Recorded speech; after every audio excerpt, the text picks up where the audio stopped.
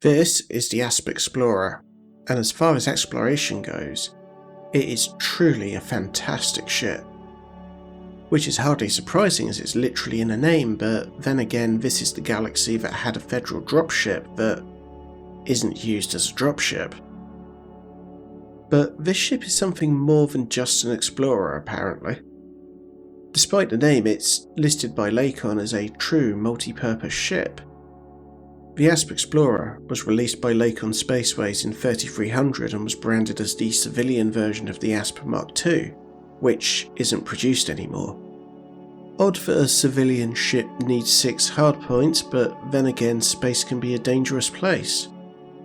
It's also the sister ship to the Asp Scout, which is a stripped down budget version of the Asp Explorer, but naturally stripped down in the wrong places for its intended use as a combat explorer. It's got a flashier look than the Scout, with its rear wings and much larger reversing thrusters, but as I've said before, I think the stacked engine placement on the Scout looks better. You've got Lakon's signature cockpit with great visibility, and if you want to bring a friend along, they get to sit on the lower deck with an equally good viewing area. But it's probably not the best place for someone to sit if you had a dodgy curry the night before, or haven't washed your feet in a while. Hopefully the internal air filtration system works, otherwise they'll want to jump in an escape pod before you've made it off the landing pad. The Explorer has a reasonable number of paint jobs available, which is always a perk because if you're taking photos on your travels you want your ship to look as good as the scenery around it.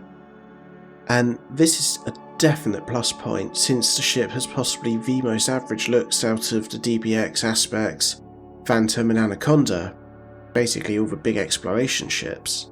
The Asp has a huge radiator running down the top of the ventral hull, meaning that when you're scooping fuel it's more tolerant if you get too close, instead of instantly burning up like you've gone to toilet after chopping some hot chilies. You can also fit a size 6 fuel scoop, meaning that on an empty system you can fill and go pretty quickly. Does mean you won't have the time to get a mid-flight beverage, but also means you'll be able to get to a more interesting system nice and quickly. Whilst we're talking about fuel scooping, let's talk about the Explorer's ability to, well, explore. For many pilots, this is their default choice when taking a trip out into the black to see the weird and the wonderful. I've not even bothered attempting to min-max my one since engineering materials seem to find their way onto other ships, but even with only an overcharge to the FSD and a Guardian booster, I'm getting 60 light years plus per jump out of mine. But if we're talking theoretical jump range, then you can potentially get about 75 light years per jump with the right engineering and downsizing of certain internal modules.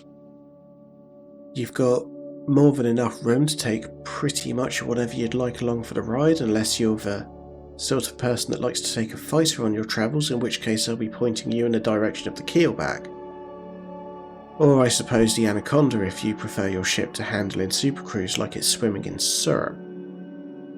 The Asp Explorer handles well both inside and outside of supercruise, although credit to the Asp Scout, the Scout does handle marginally better. Plus with the 32-ton fuel tank coming as standard with the Explorer, you can do more than a few jumps before needing to pull over and fill up the tanks with some delicious sun juice. If we move away from exploration, and as I said at the start, Lakon classed the Asp Explorer as a multi-purpose ship, and again, unlike the Asp Scout, which is classed as a combat explorer despite having less hardpoints and shorter range. With the Explorer you get 6 hardpoint slots, 2 medium and 4 small.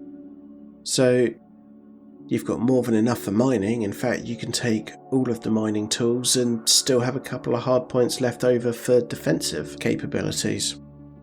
However, if space madness has gotten to you on an exploration run, once you get back to port you can refit those hardpoints with a variety of weapons for taking that madness out on a passerby. That being said though, the canopy is a tad on the fragile side.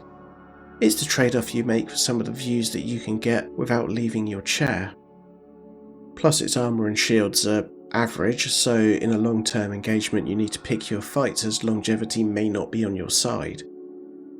but it's got enough to fend off the odd aggressive pirate, and if you only use a couple of mining tools you can defend yourself when the contents of your hold starts to get a pirate's attention.